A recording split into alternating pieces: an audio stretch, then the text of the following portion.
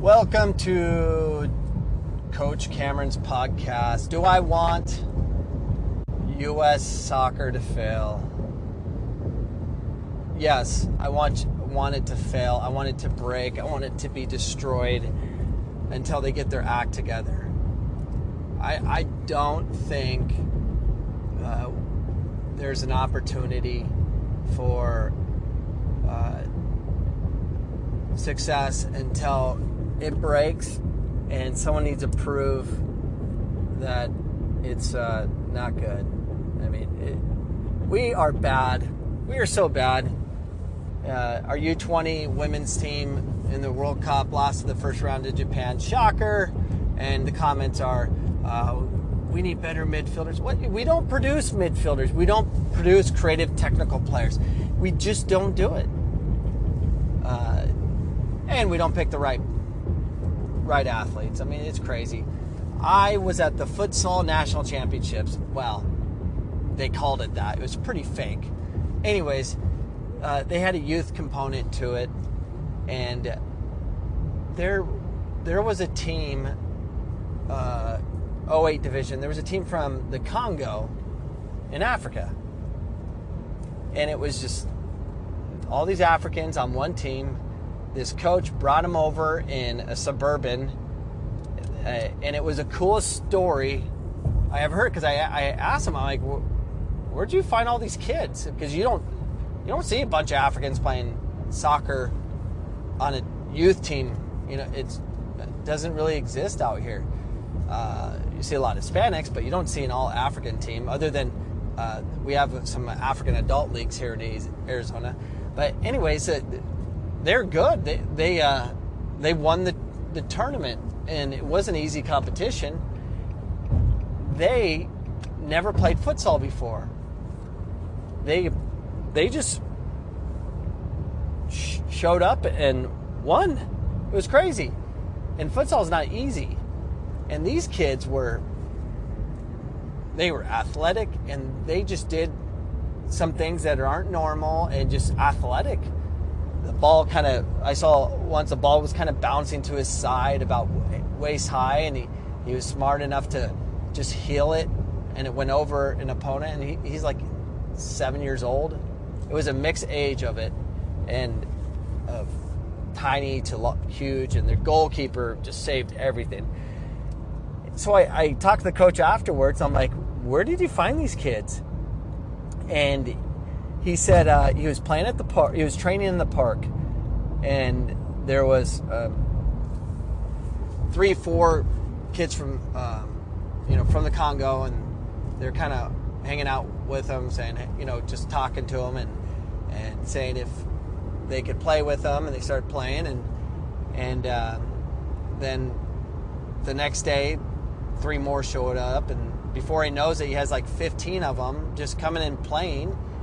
And then they asked him if he would be their coach, and he goes, I'll tell you what, if you guys all show up next week and train really hard, I'll get us some soccer balls, like, so everyone can have a soccer ball.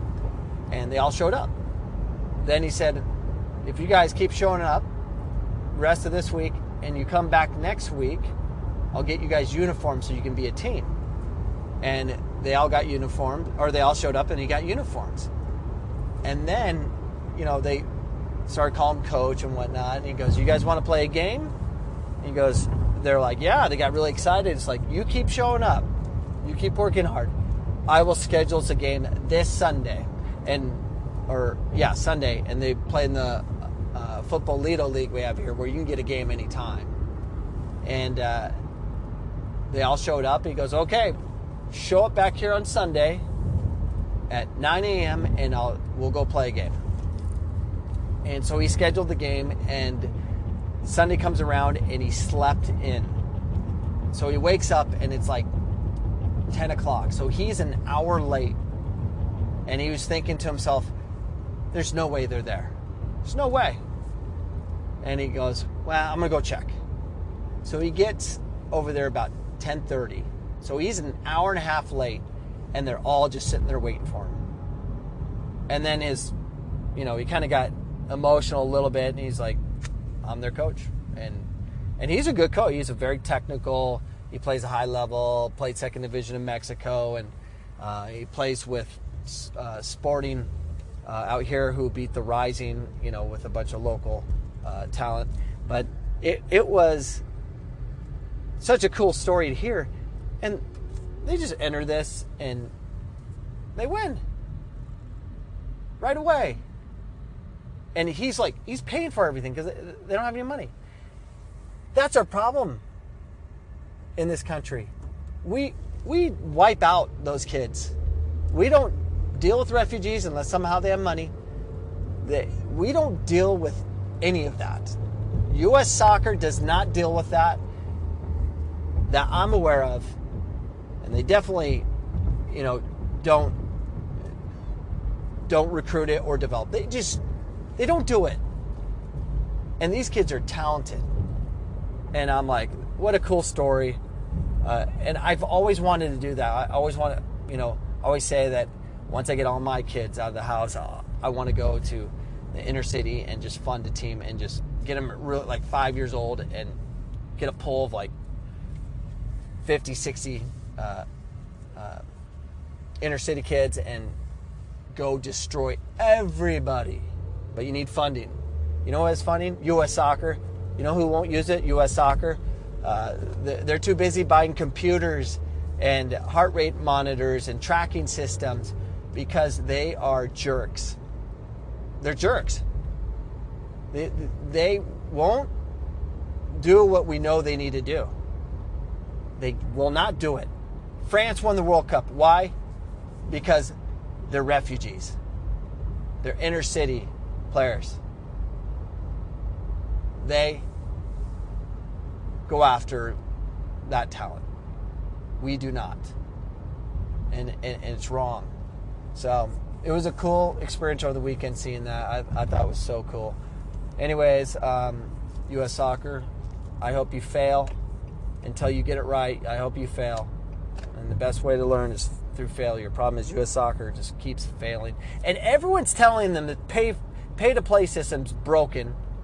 It's broken. We're not doing anything to fix it. We don't have it. You can... I'm done talking about this. I'm just getting angry. But I'm not a fan. Shocker. Not a fan. Later. The podcast you just heard was published with Anchor. Got something you want to say to the creator of this show? Send them a voice message using the Anchor app, free for iOS and Android.